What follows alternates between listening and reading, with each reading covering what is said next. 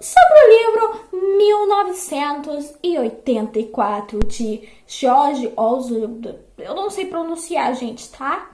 Tá ok?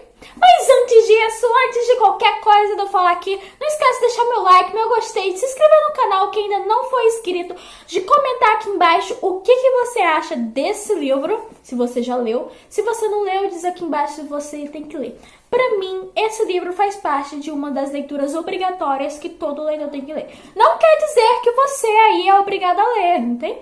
Se você por acaso é um leitor iniciante e não gosta desse tipo de gênero, de clássico, tudo bem. Só estou dizendo que é bastante educativo.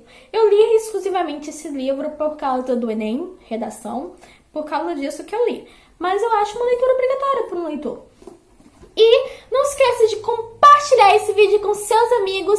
E vamos lá, gente, se inscreve aqui, por favor, pra gente poder chegar aos 2.000 inscritos. E quando chegarmos aos 2.000 inscritos, eu quero fazer um vídeo especial pro canal, que é o seguinte, onde eu vou estar respondendo perguntas de vocês. Então, também comenta aqui embaixo alguma pergunta que você quer fazer pra mim. Pode ser sobre série, sobre livro, sobre mim mesma, sobre o que você quiser. Então, vamos lá.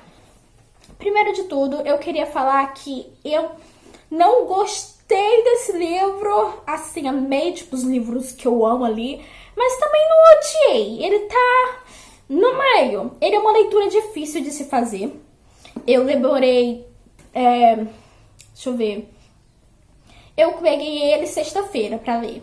E hoje é sexta-feira, só que eu terminei na quinta. Então eu demorei 6 dias, mas eu não li propriamente esses 6 dias. Teve dias que eu não li durante essa semana. Então eu acho que eu demorei uns 4 dias pra ler. E para um livro de 400 páginas, gente, 414, é muito tempo. Pelo menos pra mim, eu acho muito tempo pra ler esse livro.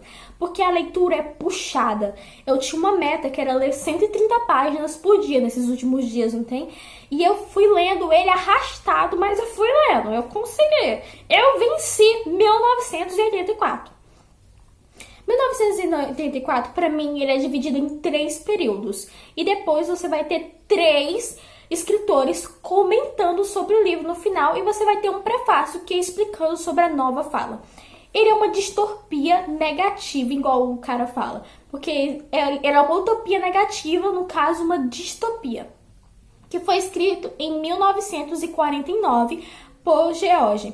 Ou então Eric, porque o verdadeiro nome dele é Eric e George é o nome adotado por ele. É um pseudônimo. 7 meses antes dele morrer, foi publicado o livro. E sendo assim a sua última escrita. Esse livro, ele é bastante polêmico.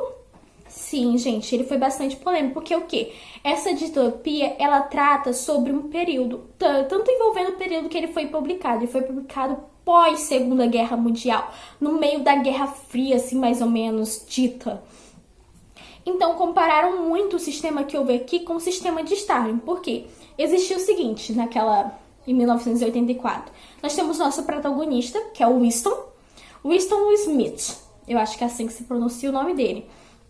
Onde ele vive num mundo onde é dividido em 3 superpotências, que foi depois da Terceira Guerra Mundial que ocorreu, que é a Oceania, a Lestácia e a Eurásia. Sempre uma tem que estar em guerra. E o lema é, tem um partido, que é o partido que controla tudo, que é comandado pelo grande irmão, que no caso é o que está sempre de olho. Porque o povo achava que esse partido, que esse negócio era tão relevante assim a Stalin, por causa do bigode que ele descreve que tem. Vocês sabem, né, que Hitler e Stalin eram conhecidos também pelo bigode, então ficou meio aí característico. E trata sobre o sistema SOG, que no caso é o socialismo inglês. Só que ele veste um duplo pensamento. O que acha o duplo pensamento? É a capacidade de você acreditar em 2 coisas totalmente diferentes ao mesmo tempo. E aí você tem que estar mesmo estando no seu consciente e no seu inconsciente. E aí você controla isso. Eu sei que é complicado de entender no início, eu também fiquei tipo, hã? Só que depois você vai levando em conta e vai conseguindo aprender. A primeira parte, nós temos, das 130 primeiras partes, nós temos Saul falando do Smith e ele falando sobre a rotina dele de trabalho, o trabalho dele. Porque assim, o lema do partido é o seguinte: guerra é paz Liberdade é escravidão e ignorância é força. Você fica tipo, como tu guerra que é paz, liberdade é escravidão e ignorância é força? É o duplo pensamento agindo, entendeu? Tudo contrário, tudo assim. Por isso que tem o nome SOG, que é o socialismo em inglês. O que isso quer dizer? São as ideias contrárias do socialismo, entendeu?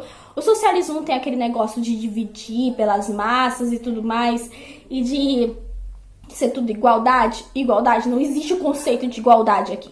Ele é dividido entre o núcleo do partido, que é os que têm os melhores cargos, são os que ganham mais dinheiro, o que tem o poder. E por que eles querem poder? Eles querem o poder pelo poder. Não é pela riqueza, é pelo poder. Por que você quer tolerância? O O'Brien até explica numa hora.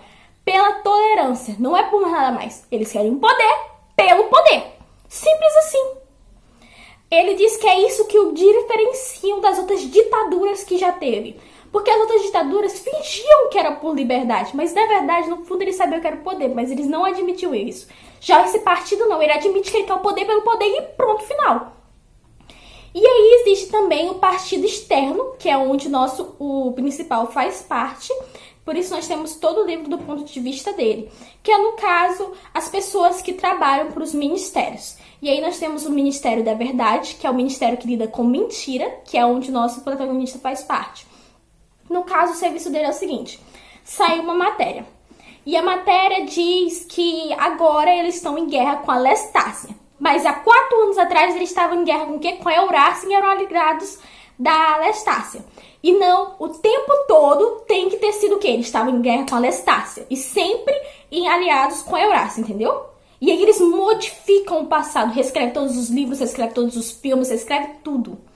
Esse é o trabalho do Ministério da Verdade.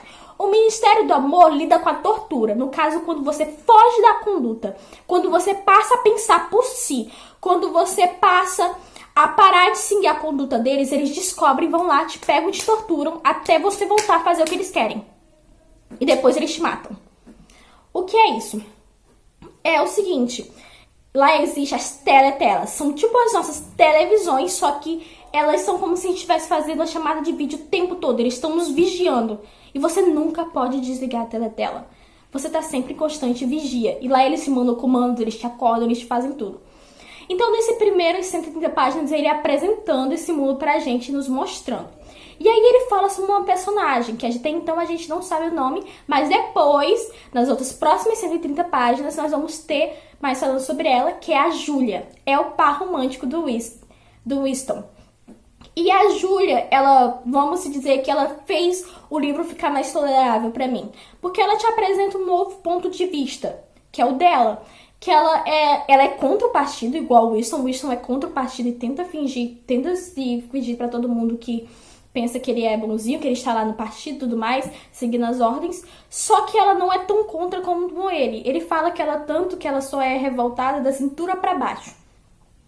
E ela é mais nova do que ele, porque o nosso personagem principal tem 39 anos e ela tem 26.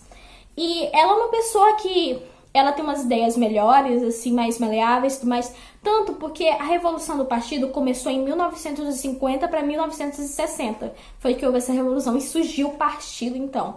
Só que ela não nasceu até aí. Ele não, ele era de antes de começar a Revolução. Ele lembra de algumas coisas antes. E é por isso que ele se considera o mais difícil ainda. Ele tem lembranças de como era o velho mundo. Também existe a nova fala. Eles criam as falas que é para poder eliminar as palavras para que você tenha pensamento ruim. Tipo, não existe mais ruim. Existe o bom e o desbom. O desbom é para servir de ruim, mas tipo, é uma coisa do duplo pensamento sendo aplicado até nas palavras. E existe também um ministério para isso. E o Ministério da Paz, gente, é o que trata da guerra. Vocês verem, viu? E aí a gente tem esse romance proibido deles, essas altas aventuras, esses encontros secretos que eles fazem. E depois disso, nas próximas 130 páginas, depois de encerrar essa daí, a gente descobre que o tempo todo o partido sabia de tudo. Controlava e vigiava eles todos. Eles tinham um lugar que eles pensavam que estavam seguros. Mas esse lugar tinha uma teletela escondida, ouvindo tudo que eles falavam. Tudo. Ao tempo todo eles estavam sendo vigiados. E a gente fica tipo, o quê? Tipo, a gente pensava que o Sr. Charlin, que era um que era o lugar, que era o dono do lugar que ele tinha alugado, era uma pessoa do bem, uma pessoa gentil, uma pessoa legal. Só que não, ele era um agente do partido, o agente do Parte das Ideias, que no caso são os espiões. O mau caráter. E aí a gente tem também o O'Brien, que tinha se mostrado ser uma figura que até então eles não faziam parte da... Porque existia um cara que era inimigo do grande irmão, figura autoritária, o quem você deve amar, que era o Manuel Grindelstone. Alguma coisa assim. E ele dizia que era fazer parte dessa aliança. E aí o Winston foi lá com a Judy, eles dois mostraram fiéis e tudo mais, com a parte da confrataria. Só que, na verdade, ele era o quê? Ele faz parte do núcleo do partido. Ele era o cara que torturava as pessoas no Ministério do Amor. E foi ele que torturou o Winston. Então, o que o Winston tem com o O'Brien? Ele tem uma parte de amor e ódio, porque ele ama e odeia essa pessoa, porque ele finge, ele pensa que é o protetor dele, mas ao mesmo tempo é a pessoa que está desconstruindo todo o pensamento dele. E lá ele descobre que é o partido de verdade. O partido, o O'Brien explica, ele quer o poder pelo poder. Não por riqueza, não por nada mais. Só unicamente pelo poder, porque ele pode. E porque ele pode, ele exige e quer. O que ele quer? Ele quer controlar a mente da pessoa. Ele pensa o seguinte, quem controla a mente da pessoa, controla tudo. Que vamos pensar? Se eu imaginar que tô vendo, ele falou assim, se você me imaginar que eu estou flutuando numa bolha, e eu pensar isso, eu posso flutuar numa bolha. É só você pensar que eu estou flutuando numa bolha e eu pensar que estou flutuando numa bolha.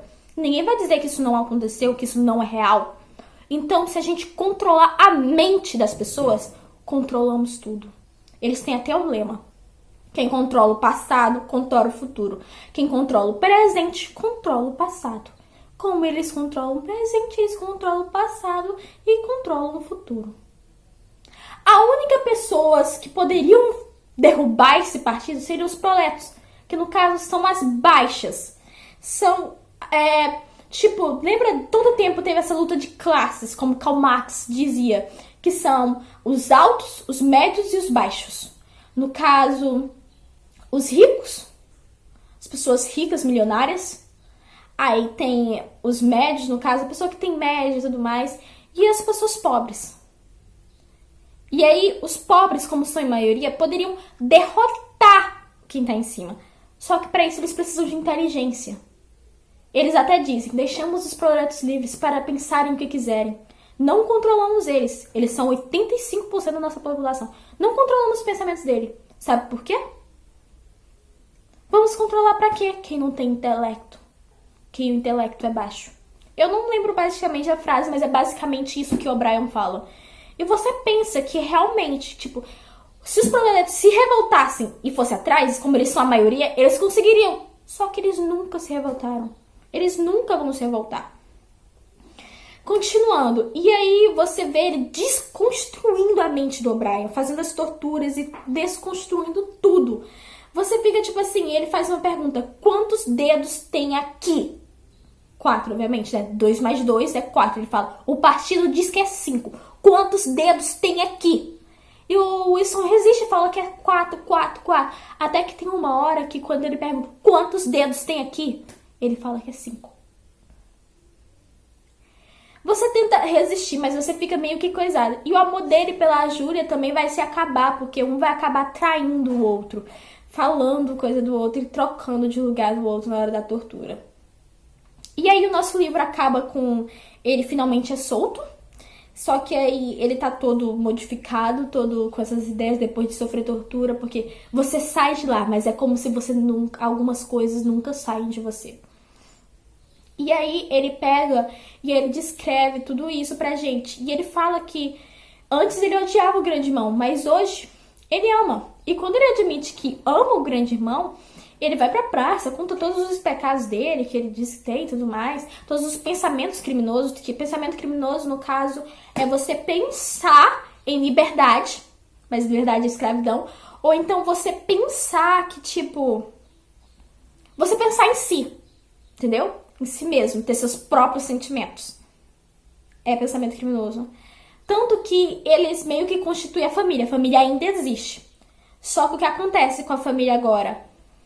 O pai e a mãe não podem ter amor um pelo outro. Você se casa com uma pessoa que você não gosta, basicamente isso. E só tem relação sexual pra procriar, não por prazer, só pra procriar. Tanto que a mulher, desde pequena, é estimulada a ter esse pensamento na cabeça.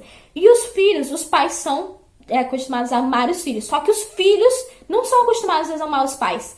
Eles servem como espiões. Tanto que se o pai fazer um pensamento criminoso, eles vão lá e denunciam o pai e o pai é preso pelo Ministério do Amor e sofre tortura.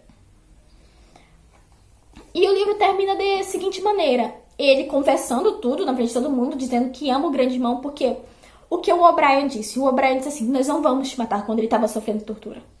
Nós não vamos te matar, nós vamos te torturar, mudar seus pensamentos. Só iremos te matar quando você amar o grande irmão. Aí sim iremos te matar. Por que isso? Por que tem que fazer amar o inimigo? Ele dizia que antigamente, porque todo o movimento foi cortado, toda a ditadura foi cortada, além deles não assumirem que queriam poder pelo poder. Porque a pessoa pensava que é a seguinte, exemplo, no tempo dos hereges da Igreja Católica, vamos pôr aqui, eu sei que é uma coisa polêmica, vamos supor assim. Eles matavam as pessoas, tipo, no tempo que tinha coisa de bruxaria e tudo mais, eles matavam as pessoas, mas a pessoa ia morrer. E ainda acreditava no que ela tinha acreditado, entendeu? Morria acreditando naquilo. Isso acabava fazendo com que a igreja ficava como coisa ruim e a pessoa que morreu como coisa boa, entendeu? E aí modificava a sociedade, por isso que eles caíam. Em vez disso, não, eles reconstroem a mente da pessoa, fazendo literalmente uma lavagem cerebral. E no livro se cita muito isso, a lavagem cerebral. E faz essa lavagem cerebral na pessoa para que a pessoa chegue a amar o grande irmão e a confessar seus pecados na frente de todo mundo e ninguém disse que é mentira, porque a pessoa realmente não tá mentindo. A pessoa sofreu tanta lavagem cerebral, tão fundo, que ela realmente acredita e tá convicta naquilo. E aí, então, que ela vai lá e confessa e depois é morta. Acaba que o nosso personagem é morto. Você já sabe que ele vai morrer do início ao fim quando ele compra o diário e escreve. Bom, gente, foi isso. Essa é a nossa resenha de hoje. Eu achei que o livro foi bom. Eu aprendi muita coisa. Eu realmente aprendi várias coisas. E você pode comparar com as coisas que temos hoje em dia. Você pode ver a censura das notícias que fala. As teletelas não existem ainda tecnicamente, mas você dá de perceber algumas coisas. Você pode comparar com o governo também. E ver que temos algumas coisas em comum, mas não tanto. E depois nós temos três escritores, discutindo e falando sobre o livro, de diferentes épocas do tempo. Tem um que foi em 1961, falando sobre que tá chegando em 1984, a expectativa que tem. O outro que foi sobre 1989, que foi 5 anos depois, e que, tipo, falou assim, mas o livro é atemporal, que foi o que eu mais gostei, que foi o Ben. E teve outro que foi em 2003 comentando, falando que o livro pode consistir até hoje em dia. E comparando com as tecnologias que foram desenvolvidas. Como a internet ainda não estava bem avançada em 2003, né? Estava sendo criada, ele compara com isso que é a internet. E aqui estamos nós, né? Luiziano e tudo mais.